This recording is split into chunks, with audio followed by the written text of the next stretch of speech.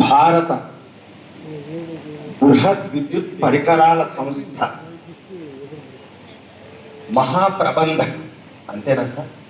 హిందీలో ఉత్తరాదిలో మహాప్రబంధక్ అంటారు, జనరల్ మేనేజర్. మన దగ్గర జనరల్ మేనేజర్ అంటే సాధారణ సైన్యాధిపతి. వాస్తవానికి మేనేజర్ అంటే సైన్యాధిపతి అని అర్థం, అంటే కార్యనిర్వాహకుడు. ఉత్తరాదిలో హిందీలో చూడండి, మీరు ఎక్కడ చూసినా కూడా మేనేజర్ అంటే ప్రబంధక్ అనే అర్థం వస్తుంది. అలా మహాప్రబంధక్, అది ఉత్తరాది పదం ఎందుకు వాడానంటే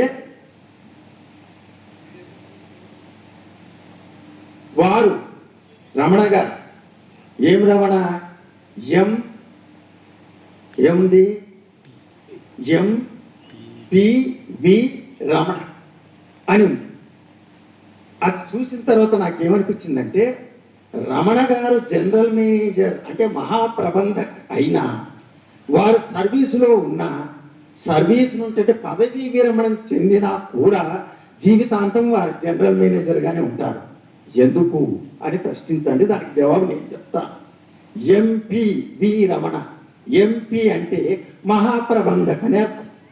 అంటే వారి పేరున్నంత వరకు వారు మహాప్రబంధక అని అర్థము. ఇకపోతే బి అంటే నాకు ఇక్కడ వచ్చిన తర్వాత బికి ఫుల్ ఫామ్ తెలిసింది. ఎందుకంటే వారు మాట్లాడుతున్నప్పుడు నారాయణ రెడ్డి గారు ఒక మాట అన్నారు, పరువు పెరిగితే తలను కాస్త వంచుకోరాదా, ప్రతిభ తరిగితే పౌరుషంతో పెంచుకోరాదా అన్నారు. అంత పరువు పెరిగి అంత స్థాయిలో, ఒక జనరల్ మేనేజర్ స్థాయిలో ఉన్న వారు మాట్లాడిన తీరు కానీ వారి స్వభావం కానీ వినమ్ర స్వభావం.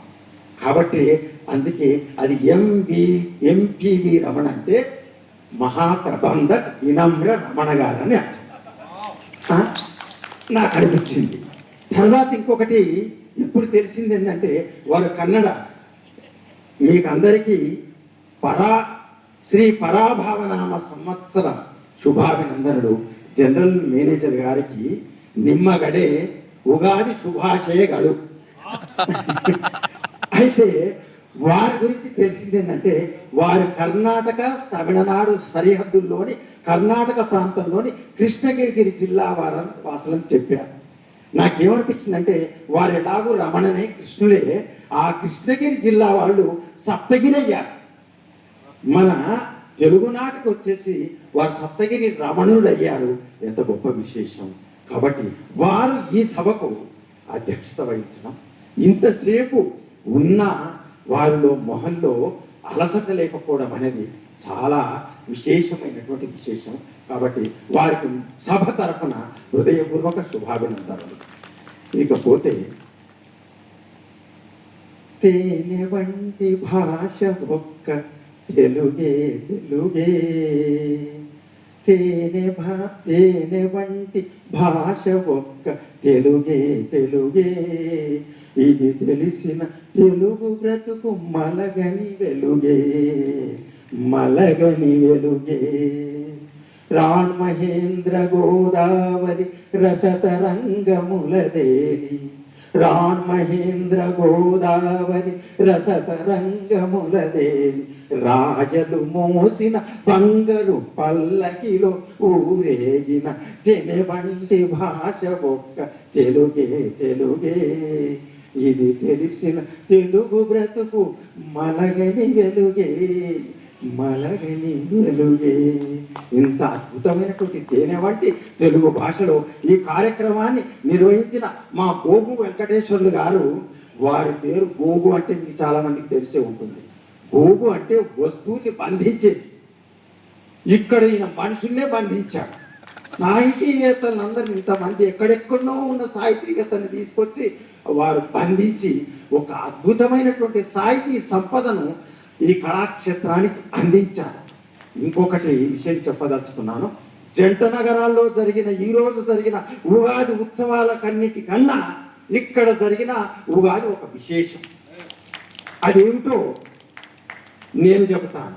అదేంటంటే, ఇక్కడ ఇది BHEL అంటే ఇది విద్యుత్ ప్రభ. బిహెచ్ఈఎల్ అంటేనే విద్యుత్ ప్రభ. ఈరోజు ఏమైపోయింది? విద్వత్ సభ అయిపోయింది. ఆ విద్యుత్ ప్రభ విద్వత్ సభగా మార్చిన ఘనత మా గోగువారిదైతే, ఉగాది విశేషం ఏంటంటే మిగతా విశేషాల కన్నా ఇక్కడ ఉండే విశేషం అంటే ఇక్కడ ఉత్తరాది దక్షిణాది సంస్కృతుల సన్నిధి పెన్నిది. ఎందుకంటే ఉత్తరాది వాళ్ళు ఎక్కువ ఉంటారు, దక్షిణాది వాళ్ళు ఉంటారు. ఈ సంస్కృతుల సన్నిధే ఇది ఉగాది. ఎంత అద్భుతమైనటువంటిది. కాబట్టి ఇది చాలా అద్భుతమైనది అనిపించింది. ఇకపోతే స్వామికులు, ఇకపోతే పరాభవనామ సంవత్సరం గురించి అనేక రకాలు వినిపిస్తున్నారు. వేదాంతులు, పంచాంగకర్తలు చాలా రకంగా చెప్తున్నారు. కొంత సకారాత్మకంగా, కొందరు నకారాత్మకంగా చెప్తున్నారు. పరాభవ అంటేనే అదేదో పరాభవం ఉందని. ఒక్క విషయం మనం తెలుగు వాళ్ళుగా మనం గుర్తించుకోవాలి. తెలుగు సంవత్సరాల పేర్లు 60 తెలుగు సంవత్సరాలు ప్రభవ నుంచి విభవ నుంచి అక్షయ వరకు ఉన్న పేర్లలో అన్నీ సకారాత్మకాల పేర్లు లేవు, నకారాత్మకాల పేర్లు కూడా ఉన్నాయనే విషయాన్ని మనం గమనించాలి. ప్రభవ, విభవ, ఇప్పుడున్నది ఏంది? విశ్వావసు, ఇవన్నీ అక్షయ, ఇవన్నీ సకారాత్మక పేర్లే. అట్లాగే విరోధి, వికృతి, ఇటువంటి పేర్లు, రాక్షస, ఇటువంటి పేర్లు నకారాత్మక పేర్లు. ఏమి చేయలేవు మనని, మన హృదయం బాగున్నప్పుడు. ఇవి ఎందుకంటే ఒక విషయం చెప్పదలుచుకున్నాను. ఏంటి? మీరందరూ గుర్తుపెట్టుకోవాల్సిన విషయం, మనకు స్వతంత్రం ఎప్పుడొచ్చింది? 1947 ఆగస్టు 14 అర్ధరాత్రి వచ్చింది. అప్పుడు ఏముందో తిథి మీకు తెలుసా? సరిగ్గా అమావాస్య ఉంది. కొంతమంది వద్దన్నారు. జవహర్లాల్ నెహ్రూ సలహా కూడా ఇచ్చారు, ఇది రెండో అమావాస్య, మనకు మంచిది కాదు, వద్దు. 15 తర్వాత అర్ధరాత్రి స్వతంత్రం తీసుకున్నట్టే ఒకసారి గెజిట్ నోటిఫికేషన్. అందులో నెహ్రూ సెక్యులర్ వాది, సామ్యవాది, కాబట్టి ఆయన అంగీకరించారు. ఏం జరిగింది? దినదినాభివృద్ధి జరుగుతుంది. అమావాస్య నాడు వచ్చినంత మాత్రాన మనకు వచ్చిన నష్టమేమీ లేదే. ఏం జరిగింది? మంచి పనులు చేయడానికి ముహూర్తాలు చూడాలా? మంచి పనులు చేయడానికి ముహూర్తాలు చూడాలా? రాహుకాలం వచ్చిందని హృదయ స్పందన ఆగాల, గుండె ఆగిపోవాలా? మరి రాహుకాలం వచ్చినంతసేపు, అష్టం వచ్చినంతసేపు గుండె అయితే మన లోకం ఏమవుతుంది? కాబట్టి ఇటువంటి విషయాన్ని మనం ఎప్పుడూ పట్టించుకోకూడదు. ఇంకొక విషయం చెప్పదలుచుకున్నాను. పరాభవం అంటే ఇప్పుడే పెద్ద చెప్పారు. పరా అంటే ఆదిశక్తి, భవుడు అంటే ఈశ్వరుడు. అర్ధనారీశ్వర తత్వం కనిపిస్తుంది, అదొక భావం. అయితే ఇంకొకటి పరాభవము అనుకుంటే నిజంగా పర అంటే ఇహ పర. పరం అంటే ఎక్కడేంటి అర్థం? కనిపించని లోకం ఒకటి ఉంది, మోక్ష సాధన లోకం ఉంది ఒకటి ఉంది. పర, ఇహ పర అంటుంటారు. పర భవము అంటే జన్మించడం, అంటే పరలోకం నుంచి ఇక్కడికి రావడం, పుట్టుక జరిగింది అంటే ఏంటి? అది పరాభవం. ఎందుకు పరాభవం అంటే మనము జన్మరాహిత్యం దిశగా ఇంకా ప్రయాణించలేదు, మళ్ళీ వచ్చామంటే మళ్ళీ మనము సరి అయిన మనిషిగా మనను మనం మలుచుకోవాల్సిన అవసరం ఉంది. లేకపోతే నీకు జన్మ జన్మాల యావత్తు నీకు పరాభవమే అని చెప్పు. ఎంత మంచి అర్థం ఉందండి. కాబట్టి ఎప్పుడే కానీ ఇంకొక విషయం, పరాభవంకు ఎంత అర్థం ఇక్కడే, పరాభవం కాదు ప్రాభవం అని అర్థమైంది నాకు. ఎందుకంటే గోకు వెంకటేశ్వర గారు ఒక మాట అన్నారు, వేదిక మీదకి ఆహ్వానిస్తున్నప్పుడు నవరత్నాలు అన్నారు. చివరికి ఏమైంది? సప్తఋషుల్లాగా 7 మంది వచ్చారు, 2 రాలేదు. నేను అనుకున్నా, అయ్యో ఇదేంటి నవరత్నాలు అనుకుంటే సప్తఋషుల్లాగా వచ్చారు. చిరంజీవి, మేఘన ఎగువ సభ నుంచి దిగువ సభకు వెళ్ళిండారు ఇప్పుడే. సరే పర్వాలేదు అంటే మొత్తానికి నవరత్నాలు ఉన్నారే, 9 మంది వచ్చారనుకున్నాను. కానీ పరాభవం ఎప్పుడు పరాభవం చేయదు. నవరత్నాలు ఉన్నారు, మీరు చూసుకోండి. ఆ మేఘన, చిరంజీవి మేఘనతో కలిస్తే, ఈ గోపు వెంకటేశ్వరులతో మన జనరల్ మేజర్ ప్రబంధంతో కలిస్తే నవరత్నాలు ఉన్నారు వేదిక మీద. మొదటి నుంచి చివరి దాకా నవరత్నాలు ఉన్నారు. కాబట్టి పరాభవం ఎప్పుడూ పరాభవం చేయదు, అది ప్రాభవమే అని మనం గుర్తించాలని మీకందరికీ విజ్ఞప్తి చేస్తూ చివరగా మన హృదయాన్ని మనం శుద్ధి చేసుకోవాలి. ఒక్క విషయం చెప్పదలుచుకున్నాం. ప్రతి సంవత్సరం తిరుమల తిరుపతి వెంకటేశ్వర స్వామి దేవాలయంలో కోయిల్ ఆళ్వార్ తిరుమంజనం అనే ఒక ఉత్సవం చేస్తారు. అది మొన్న జరిగింది. ఉగాది 3 రోజుల ముందు చేస్తారు.